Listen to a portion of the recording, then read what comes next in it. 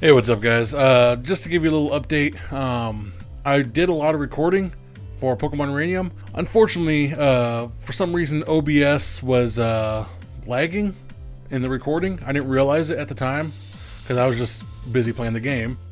And it just recorded a lot of footage, pretty much an hour and a half of footage that was unusable. And so here I am stuck with all these, the video footage itself is very laggy. It just keeps skipping from still frame to still frame, like every 5 to 10 seconds, which sucks. And so, and unfortunately, when I quit the game, I saved it, as any normal person would do. And so I can't go back and replay this route. Again, really sucks. So I'm going to do my best to update you guys on what happened in this little playthrough on my way to Burole Town. Alright, so here I am. I'm heading back from the cave over to Route 3. Along the way I decided to try out the old rod. I couldn't quite figure out how to use the hotkey with my keyboard. And so I'm trying it and I keep failing.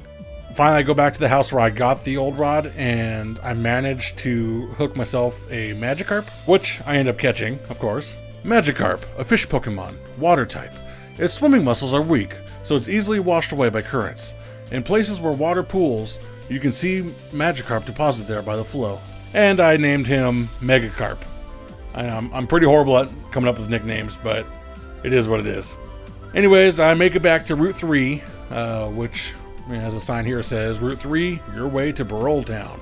Along the way, I battled quite a few trainers.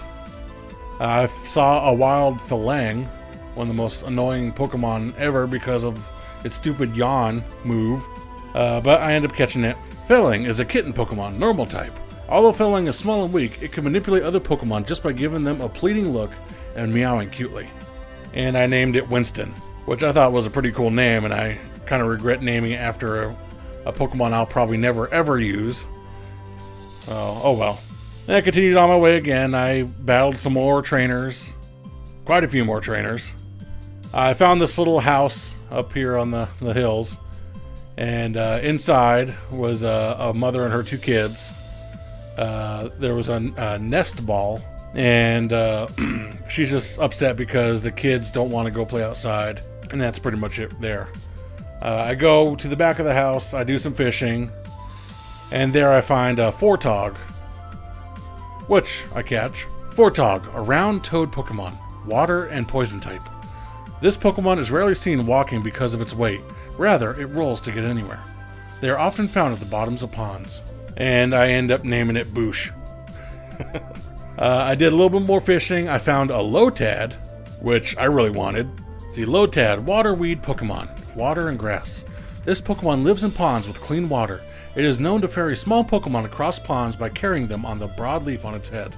Okay, I ended up catching the Lotad and I named it Doofus, which, if you see what his final evolution form looks like, it's a pretty fitting name. It's a strong Pokemon, I like it, and it's grass and water type, and I needed a water Pokemon. And then finally, the one I've been looking for since episode 1, I found a wild Mankey, which I end up catching. Mankey is a pig monkey Pokemon, fighting type. When it starts shaking and its nasal breathing turns rough, it's a sure sign of anger. However, since this happens instantly, there is no time to flee. And I end up naming him George, after a character I used to know way back when, growing up as a little kid. Curious George, so I called him George. Then I run into a couple more trainers, make it to this gateway, and finally I end up entering into Burole Town. And that was pretty much it for this adventure. It was just a lot of wild Pokemon, a lot of trainers. I got some of my Pokemon levels, no evolutions yet. So anyways, I just wanted to get you guys caught up, and hopefully this will happen in future recordings. So I will see you guys next time.